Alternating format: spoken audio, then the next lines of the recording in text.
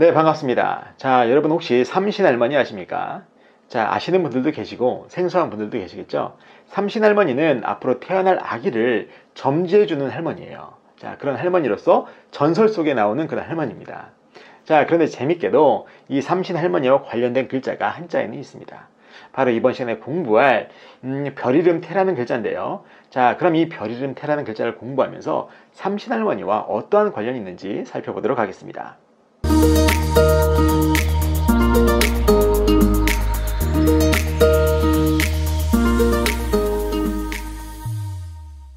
네, 별이름 태라는 글자를 공부하고 있는데요. 자, 이 별이름 태라는 글자는 결합에 의해서 만들어진 글자입니다.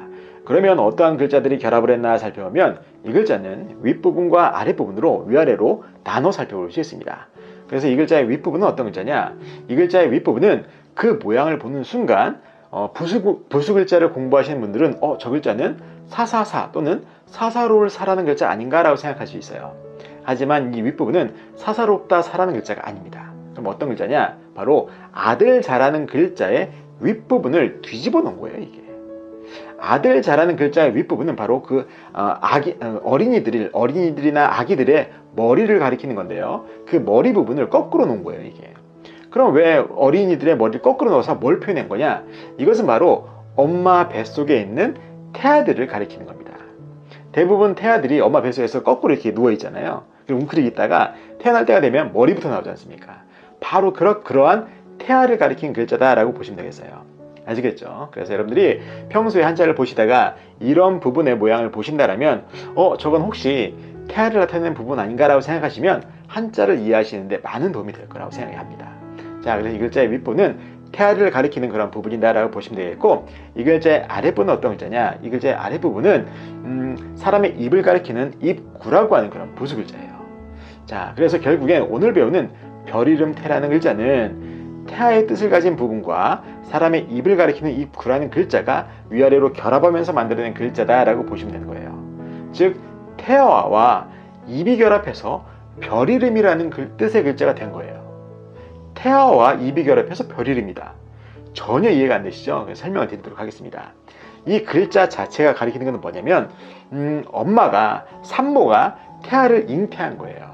그래서 잉태한 태아가 엄마 뱃속에서 움직일 거 아니겠습니까? 그래서 그 엄마가 그 뱃속에서의 태아의 움직임을 느낀 거예요. 그래서 그 태아를 느끼면서 입가에 미소를 번지는 것을 이 글자 자체는 표현하고 있습니다.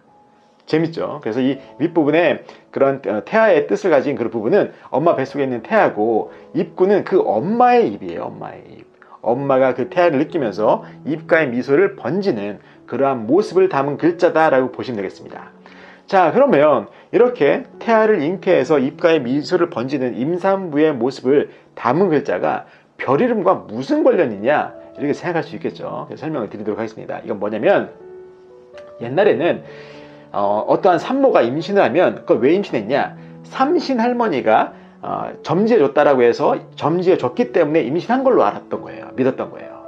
그래서 그 삼신할머니와 같은 역할을 하는 삼태성의 비유가 된 겁니다. 이게 아시겠죠? 그래서 사람들이 임신하면 그 삼태성을 하늘의 별을 바라봤던 거예요.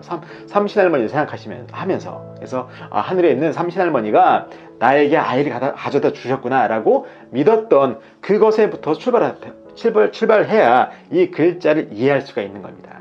아시겠죠? 그래서 이 글자는 그렇게 태아를 임신한 임산부의 모습을 담은 글자지만 이 글자가 가리키는 것은 별자리를 나타내는 글자가 되었다라고 여러분들이 생각을 하시면 되겠습니다. 자, 그래서 그런 삼태성을 가리키는 글자이기 때문에 별 이름 또는 별이라는 뜻이 있고, 그리고 이 글자는 많은 뜻이 있는데요. 특별히 대감이라는 뜻이 있습니다. 대감님 할 때 그 대감입니다. 그래서 왜 그러냐면 삼태성처럼 높은 벼슬아치를 가리켜서 대감이라고 해서 대감이라는 뜻이 있는 그런 글자예요. 자, 그리고 또 재밌게도 이 글자에는 늙다라는 뜻이 있어요. 늙다라는 뜻은 왜 늙다라는 뜻이 있냐? 바로 그 대감이라는 뜻에서부터 출발이 됩니다. 그래서 대감이라고도 쓰였기 때문에 대감은 높은 벼슬아치에 많은 경험을 그런 대감들은 통상적으로 나이가 많았기 때문에 늙다의 뜻이 있는 그런 글자가 된 거예요. 그리고 이 글자에는 또 다른 뜻이 있습니다. 어떤 뜻이 있냐면 기르다의 뜻이 있어요. 기르다. 그럼 왜 그러겠습니까? 네, 맞습니다. 바로 이 글자가 가리키는 것이 나타낸 것이 바로 아이를 뵌 산모의 모습을 담아냈기 때문에 그 산모가 아이를 기르는 것을 나타내는 글자이기도 해요. 이게. 그래서 이 글자는 별이름, 대감, 늙다, 기르다의 뜻이 있는데 별이름, 대감, 늙다라고 할 때는 그 음이 태라고 읽힙니다. 태. 그래서 별이름 태 또는 대감 태 또는 늙은이 태라고 하기도 해요. 하지만 기르다의 뜻으로 사용이 될 때에는 기르다이라고 발음이 됩니다. 그래서 이 글자는 이중음을 가진 글자다라고 보시면 되겠어요. 태와 이를 가진. 아시겠죠? 자, 그래서 여러분들이 평소에 하늘에 높이 떠있는 그런 삼태성을 여러분들이 관찰을 하시거나 아니면 정말 아이를 잉태하고 입가에 미소를 번지는 띄우는 그러한 산모의 모습을 보실 때마다 이 별이름 태라는 글자를 연상을 하시면 아주 쉽게 파악할 수 있을 거라 생각이 듭니다. 자, 그래서 이번 시간은 별이름 태라는 글자를 살펴봤고 이번 영상이 도움이 되시다면 좋아요와 구독 버튼 그리고 알림 설정도 눌러주시고 저는 다음 시간에 뵙도록 하겠습니다.